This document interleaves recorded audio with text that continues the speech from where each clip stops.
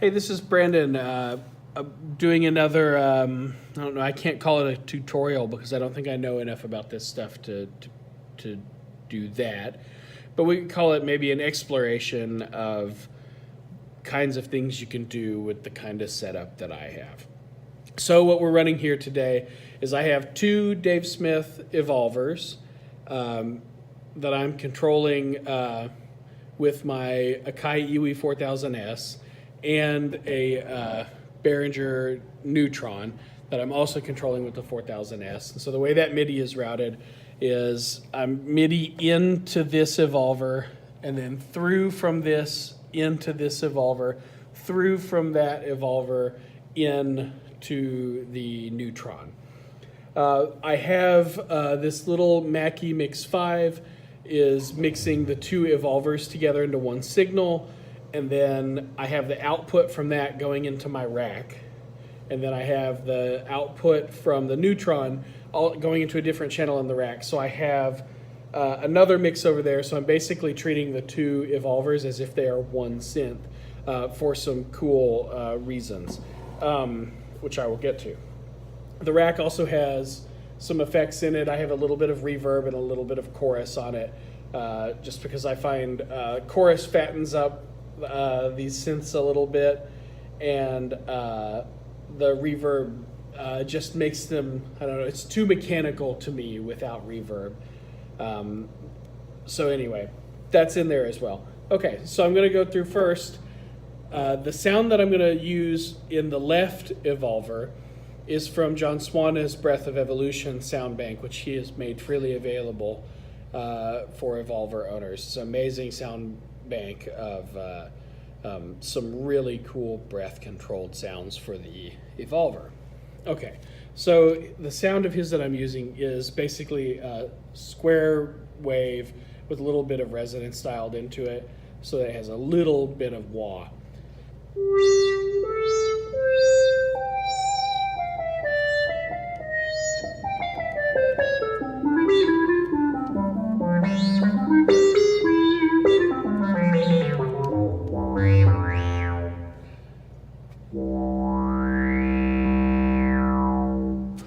All right, so that's one sound. The other evolver is using a sound that I created, and I'm going to dial it in a little bit. I'll solo it.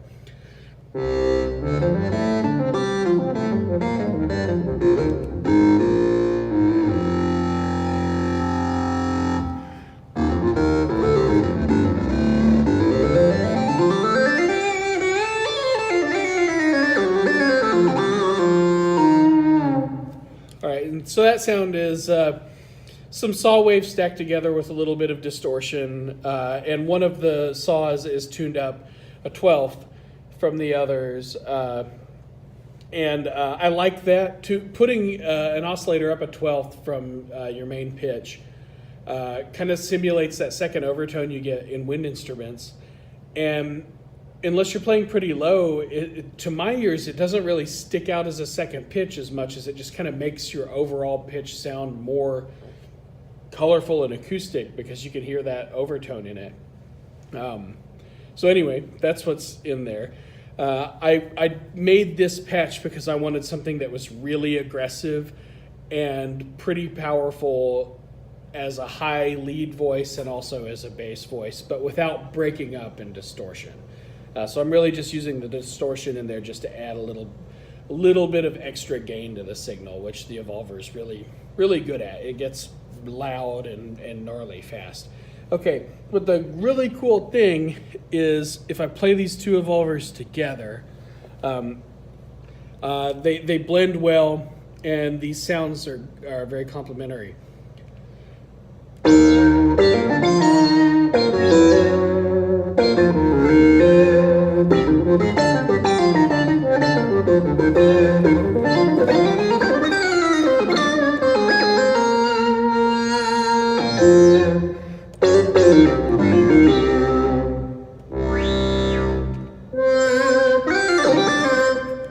Okay, but the coolest thing, and the reason we're using these evolvers together is we have poly-chained them, which is just great. I'm going to turn poly-chain on that one.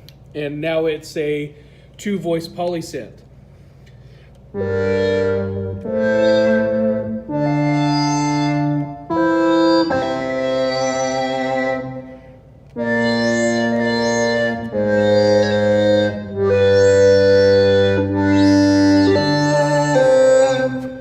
And I love playing with that. Okay, so now I'm going to, but I'm going to turn it off for a moment. And we're going to switch over to looking at the Neutron. So I'm going to solo the Neutron here. And we can talk a little bit about this beautiful spaghetti here. All right, so here's the patch I've made.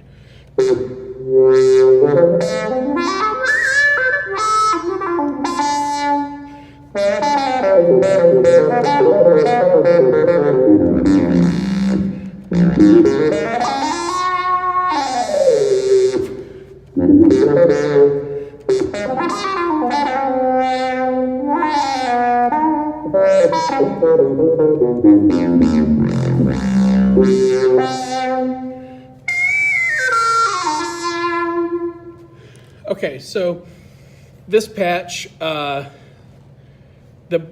fundamental, the oscillator structure over here is we have a pulse width wave with the width up a little bit so that it's not closed off. And then a 12th up, again. I have a sine wave, and those are balanced pretty evenly in the mix. And then for breath control, I have a real basic breath control setup. The EWI is sending aftertouch. Aftertouch is being routed from MIDI to this assign jack. It's going from assign to slew. The slewed output is going into a multi. The multi is going into frequency modulation, and then into the second attenuator also. And then from that second attenuator, the attenuated signal is then going into pulse width. That way I can have a little bit of breath-controlled pulse width on oscillator 1. Now that, I ran through the breath control setup there. I have another video about how to set this synthesizer up for breath control. So watch that one if you're wanting some more details there, or shoot me a message or leave a comment or something, and I'll do my best to explain what I figured out with it, thanks to some help from a lot of friendly people in the community. Okay, so the other things going on in this, the less super basic parts of it, was really just one other thing. I wanted to introduce some random slop, I guess. That's what the evolvers call it, is oscillator slop, but a little bit of pitch shifting that's a little bit randomized and unpredictable, but pretty subtle. It just makes it's just oscillator drift. Now this synth, the oscillators actually do drift a little bit as it warms up. I've noticed that compared to, say, the digitally controlled oscillators on the evolvers, those are rock solid on pitch. They never move at all. This thing drifts around a little bit because it is a true analog synth, and you have to tune it after it warms up. You probably will have to adjust the intonation a little bit. But it's cool. I kind of like that. It makes it feel more like a live instrument. But I wanted to have a little bit more back and forth drifting. And so what I have is the sample and hold is running out into the attenuator. The attenuator is sending sample and hold values to both oscillator 1 and 2 pitch, so we're randomly shifting oscillator 1 and 2 around. This glide is turned up really high on the sample and hold so that it slides between the pitches instead of just clicking over. And then I'm attenuating it so that it's not a big change. And then the other thing that I did is I have that attenuated randomized output from the sample and hold is also going into the LFO rate, and the LFO itself is adjusting the clock speed of the sample and hold. And it's very subtle because it's attenuated to such a small value, but this, you see these two lights blinking together. They're not exactly even. They They always blink at the same time, but their tempo is just a little bit unpredictable. It speeds up just a tiny bit, it slows down just a tiny bit, and it makes that pitch shift a little more realistic. It's a little bit chaotic, but it's very subtle. I wanted something that was still usable musically.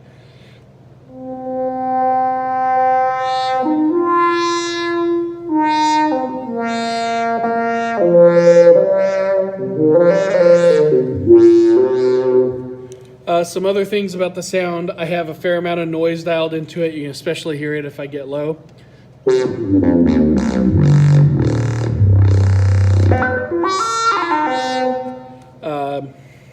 I also have a decent amount of resonance dialed in. I like the way it sounds on this pulse width wave. And then the VCA bias is cranked up pretty high. And I have a little bit of attack and release still to keep it from being a little too clicky. A little bit of portamento dialed in there.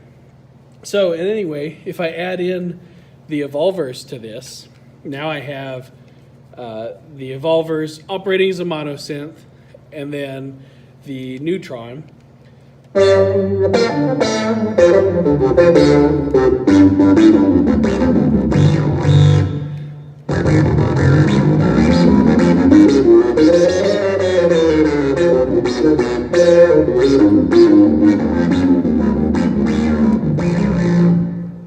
So I like that sound as we just add layers to it. If I had unlimited resources, space, and things, who knows how many synth I plug in together. It'd be ridiculous. It's probably already ridiculous, but I just love those bigger and bigger and bigger sounds, massive sounds. The feeling, tactile feeling of controlling those sounds from the EWI is really fun. But then I can also turn this poly chain on, and now I have the two voices of the evolver operating as a polysynth, and also the Neutron on top of that.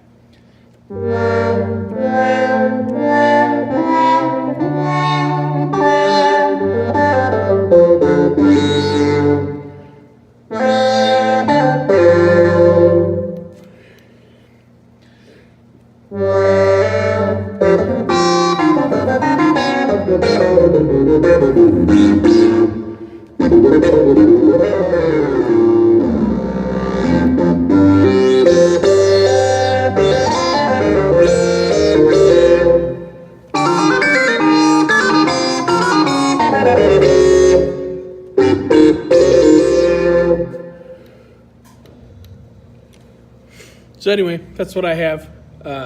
If you have any questions, or if I've said anything incorrect, please let me know, because I'm just on a mission to learn about this stuff.